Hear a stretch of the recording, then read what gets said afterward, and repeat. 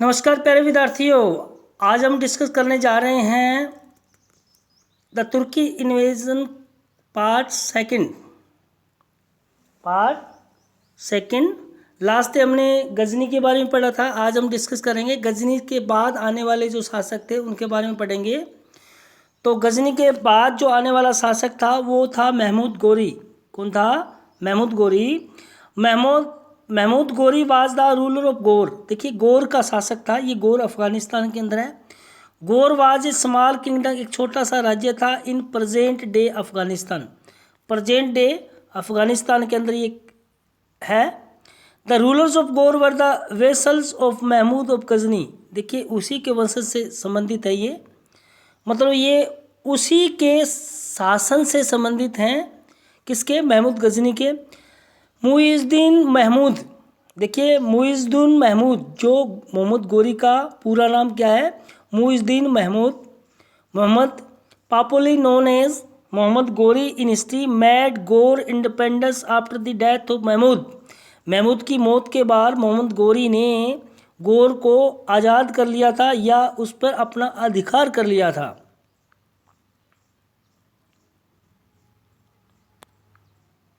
He went to step ahead and established control over all Ghaznavi territory. अब धीरे धीरे उसने क्या किया? पहले तो गोर पे किया था, अब उसने जो गजनवी के जो शासित प्रदेश थे उन पर भी उसने अपना कंट्रोल शुरू कर दिया था। महमूद गोरी बिकम पावरफुल। अब महमूद गोरी था वो बहुत शक्तिशाली हो गया। Thereafter he plan to conquer and plunder wealth. अब उसने भी प्लान रचना शुरू कर दिया था विजय करने के लिए, कॉन्कर आक्रमण करने के लिए, विजय करने के लिए, एंड प्लंडर वेल्थ और वेल्थ धन दौलत को लूटने के लिए। He march towards Delhi and Ganga valley. अब देखिए, दिल्ली और गंगा वैली के उसकी तरफ मार्च किया आक्रमण करने के लिए, क्योंकि गंगा वैली तो फर्टाइल एरिया था, बहुत धन था यहाँ। India was attacked again after 150 years. देखिए, गजनी के बाद 150 वर्षों के बाद इंडिया पर फिर आक्रमण हुआ। It was invaded and captured in 1175 AD. क्या कहता है? It was invaded. यह आक्रमण कब हुआ था? ये हुआ था 1175 एडी के अंदर। अब इसने क्या किया? महमूद गोरी ने कोंकण पेशावर को जीत लिया, पेशावर, सियालकोट को जीत लिया और पंजाब को भी 1190 के अंदर इसने जीत लिया था। During the time Prithviraj Chauhan extended the throne of Ajmer. क्या कहता है? ड्यूरिंग दिस टाइम, इस समय तक पृथ्वीराज चौहान, इस समय जब ये आक्रमण मोहम्मद गोरी का चल रहा था, Prithviraj Chauhan extended the throne of Ajmer का शासक बना। He was brave warrior. वो बहुत योद्धा था, बहादुर योद्धा था। He defeated the Chandel. उसने चंदेलों को हराया। ऑक्यूपाइड दिल्ली, और दिल्ली को हथिया लिया। ही turn his attention toward Punjab. अब उसने अपना ध्यान पंजाब की तरफ किया। एंड गंगा वैली की तरफ। Both Prithviraj and Ghori desire to control Punjab and Ganga valley. देखिए, इधर से तो जो मोहम्मद गोरी था वो ये जो गंगा वैली के आसपास के क्षेत्रों पे आग गड़ाए बैठा था, और इधर से पृथ्वीराज चौहान भी उस एरिया को अपने कंट्रोल में करना चाहता था। This became the reason of conflict between. यही कारण था कि दोनों के बीच में लड़ाई, एक संघर्ष हुआ। Two battles took place in Tarain. Tarain के अंदर का है, तराइन के अंदर 2 युद्ध हुए थे।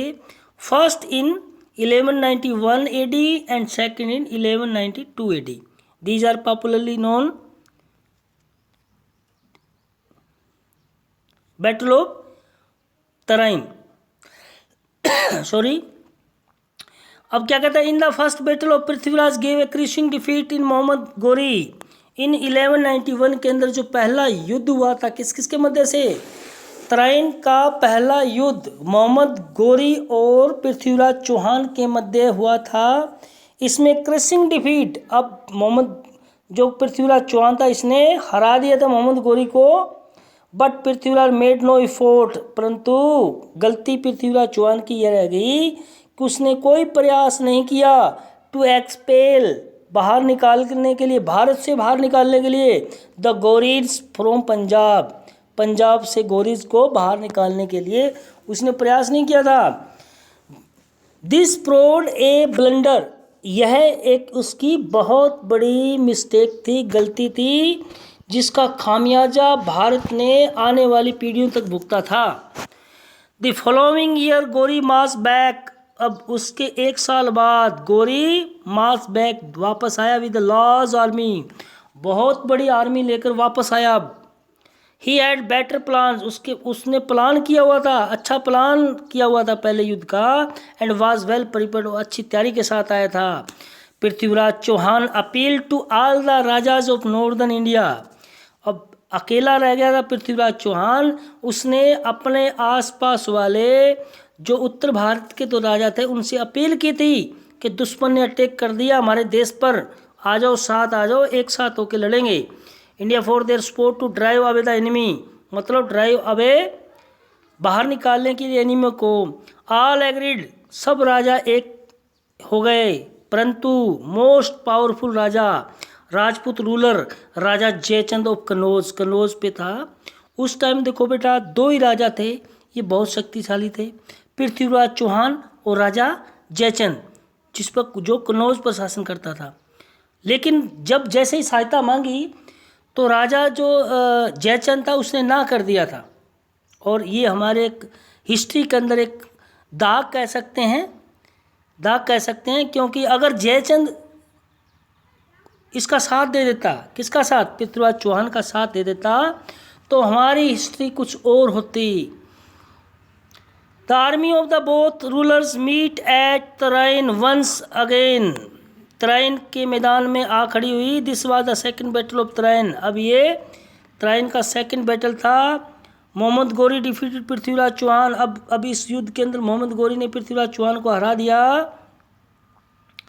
The second battle of Tarain provide a turning point, देखिए क्वेश्चन आ सकता है, जो तराइन का जो सेकंड युद्ध था 1192 में जो हुआ, 1192 में हुआ था, वो एक टर्निंग पॉइंट था बेटे।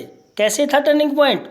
It ended the Rajput rule in the northern India, पहला रीजन, पहला जो आप पॉइंट लिखोगे, ये जो सेकंड बैटल था तराइन का, इसने टर्निंग पॉइंट था, राजपूत रूल को नॉर्दर्न इंडिया से ख़त्म कर दिया। Conquered areas were made a province of the Ghori's empire, देखिए जो विजित क्षेत्र थे, गोरीन जो विजित किया था, वो जो क्षेत्र थे वो गोरीज के एम्पायर में आ गए थे। कुतुबुद्दीन ऐबक, देखिए कुतुबुद्दीन ऐबक, आगे पढ़ोगे आप, वाज अपॉइंटेड गवर्नर, देखिए गोरी का जो विजित क्षेत्र था, जो विजित किया था, उसने विजय किया था, वो अब गोरी कुतुबुद्दीन ऐबक को वहाँ अपॉइंट कर दिया और गवर्नर का चार्ज संभाला दिया, भी आप, मैं तो जा रहा हूँ और आप इसको संभालोगे। He was one of the Mahmud slaves and general, देखिए कौन था, जो कुतुबुद्दीन ऐबक था वो मोहम्मद गोरी का दास था और जनरल भी था, आर्मी के अंदर जनरल था। बख्तियार खलजी, अब दूसरा है Bakhtiyar Khalji was made in charge of the campaign toward Bihar and Bengal, अब बिहार और बंगाल का कैंपियन था ना, वो जाता जाता मोहम्मद गोरी कह के गया था, आप बख्तियार खिलजी को, आपको मैं इंचार्ज बनाता हूँ कि आप जो बिहार और बंगाल है, अभी तक हमने जीते नहीं हैं, मैं जा रहा हूँ, बिहार और बंगाल को भी आप मिला लेना, या उसको आक्रमण करके उसको अपने में मिला लेना। Mahmud Ghori appointed general in India and went back of Afghanistan, Mahmud Ghori ने जनरल इन इंडिया, जनरल्स इसने अपॉइंट कर दिए थे और वापस अपने गोर अफगानिस्तान में चला गया था। But is long absence from Indian resulted in disorder in the Indian territories, परंतु उसकी लंबे समय का अब्सेंस था, जो गैर हाजिरी थी, क्या हुआ, disorder in his Indian territories, अब लंबे समय तक डिसऑर्डर हो गया, जैसे ही वो चला गया उसके काफ़ी समय बाद तक इंडियन टेरिटरी, जो इंडियन क्षेत्र थे उसमें डिसऑर्डर हो गया, अनबैलेंस हो गया। खोखर्स वेरी इंपॉर्टेंट, खोखर रिवोल्टेड इन पंजाब इन 1206 में एडी में, इन्हों खोखरों का विद्रोह, एक इंपॉर्टेंट है, खोखरों का विद्रोह पंजाब के अंदर हुआ था 1206 में। Mahmud Ghori was killed when he was crushing this revolt. Mahmud Ghori मारा गया after the death of Mahmud Ghori. A power of struggle started among the general as he had no son to succeed him. देखिए महमूद गोरी की कोई भी औलाद नहीं थी, तो जैसे ही महमूद गोरी की मृत्यु हुई उसके बाद जो जनरल जो बना के गए थे इनमें आपस में भेद हो गया, क्योंकि वो स्ट्रगल स्टार्ट कर दिए थे मोहम्मद गोरी का जो क्षेत्र था उसको विजित करने के लिए, उस पर कंट्रोल करने के लिए। अब देखिए डिक्लाइन, अब क्या क्या ऐसे डिक्लाइन थे इंडियन रूलर्स के। डिक्लाइन ऑफ इंडियन रूलर्स, जो राजपूत राजा थे, इंडियन रूलर थे, उनका डिक्लाइन हो गया, विनाश हो गया। क्यों हो गया? अब देखिए there were many reason why Indian ruler failed against the Turkish. Lack of unity among the Indian rulers. देखिए पहला है लेक ऑफ यूनिटी, उनमें एकता नहीं थी। Prithviraj Chauhan and Raja Jaichand were the most important ruler in India of that time. दो ही राजा थे, राजा जयचंद जो कनौज का था और Prithviraj Chauhan. They fail to unite against the foreign enemy. अब उनमें एक नहीं हो पाए, जो विदेशी आक्रमणकारी था उनके विरुद्ध में एक नहीं हो पाए। Weakness of the Indian society, society में वीकनेस थी, कमजोरी थी। क्या कमजोरी थी? India society was divided into different caste, काफ़ी कास्ट में बंटी हुई थी, जाति पाति का भेदभाव बहुत ज़्यादा था। There was netted and there was hated and disrespect among the caste. एक दूसरे जो जातियां थी वो आपस में घृणा करती थी और आपस में एक दूसरे का रिस्पेक्ट नहीं करती थी। This stop people from uniting against the common cause. एक साधारण कारण था ना, उसको रोकने में नाकाम रहे ये लोग। पीपल फ्रॉम यूनाइटिंग अगेंस्ट, जो एक रीजनेबल कारण था, कॉमन कारण था तुर्कों के विरुद्ध होने का, वो ये यूनिटी नहीं हो पाई और इंडियन सोसाइटी एक नहीं थी। फाल्टी पॉलिटिकल सिस्टम, देखिए फाल्टी होता कमी वाला political system. There were several small chiefs, छोटे छोटे चीफ थे। They maintain army for the king, छोटे छोटे चीफ होते थे जो मेंटेन रखते थे आर्मी को भी। ये इतनी आर्मी आप रखो, इसको मेंटेन रखना है, जैसे ही जरूरत पड़ेगी आर्मी आप मेरे लिए भेजोगे, राजा के लिए भेजोगे। This type of military lacked coordination and proved less effective. ऐसी आर्मी के पास लेक था, कमी थी, कोऑर्डिनेशन की, सहयोग की कमी थी। और प्रूव्ड क्या, ये जब मौका आया ना युद्ध करने तब लेस इफेक्टिव, ये कम इफेक्टिव हुई। Inferior military art of Indian rulers का मिलिट्री जो आर्ट था वो इन्फीरियर था, कमज़ोर था। Indian army mainly relied on slow moving elephant.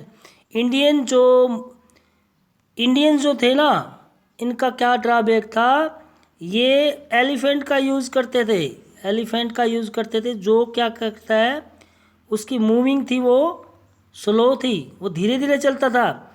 जबकि जो गोरी था उसने हॉर्स का यूज़ किया जो तेज़ भागता था। ये भी एक इसमें इन्फीरियरिटी थी। अब आता है इफेक्ट ऑफ दिस इन्वेंशन। अब इनका इफेक्ट क्या हुआ, इंपॉर्टेंट है। इन जो आक्रमण था इनका इफेक्ट क्या हुआ।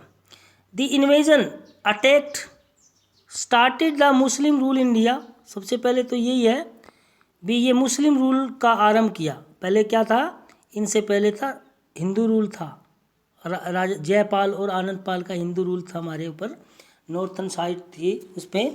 अब क्या है, मुस्लिम रूल शुरू हो गया। सबसे पहला तो यही है aspect. Their new ruler class floor the religion called Islam. अब जो नया रूलर आया था उसने इस्लाम को नवाना शुरू कर दिया। Islam was propagated in India in the subsequent years. काफ़ी वर्षों तक इसका भी पालन किया गया, इस्लाम फैलाया गया यहाँ पर। These invaders also brought the Islamic Arabic culture and custom. ये अपने साथ इस्लामिक अरेबिक कल्चर और रीति रिवाज भी यहाँ पर लेके आए। The new culture and customs intermingled with the old tradition of India. ये जो नया कल्चर था ना, इस्लामिक अरेबिक कल्चर था, ये हमारे इंडियन ट्रेडिशन के साथ मिक्सअप हो गया। They gave rise to a composite culture. अब एक मिला जुला एक कल्चर बना। Beside the invader open up the Indian subcontinent for migration. इसके साथ कहता है ये आक्रमणकारी ओपन कर दिया इंडियन सब कंटिनेंट, इंडियन महाद्वीप में माइग्रेशन आना जाने के लिए, मतलब वहाँ से लोग लेके भी आए, राइटर लेके आए ये, ओपन हो गया। People come to India as trader and soldier. Last number देखिए, people come to India as a trader, व्यापार के लिए भी बहुत आए। घोड़ों का अक्सर व्यापार किया जाता था, तो व्यापार के लिए सोल्जर भी आए, ट्रेडर्स आए, सैनिक भी वो लेके आए यहाँ। तो इससे क्या है, लाइफ स्टाइल है वो लोगों का मिक्सअप हो गया, ये इसके इफेक्ट थे। नेक्स्ट इसके क्वेश्चन और आंसर, जो भी एमसीक्यूज भेजे जाते हैं उसके ऊपर लिखा होगा बेटे आईएएस नोट्स रजिस्टर। जो एमसीक्यूज मैं भेज रहा हूँ वो केवल उसी के ऊपर ही नोट करने हैं, आईएएस नोट्स रजिस्टर के ऊपर नोट करने हैं। Thanks, have a nice day.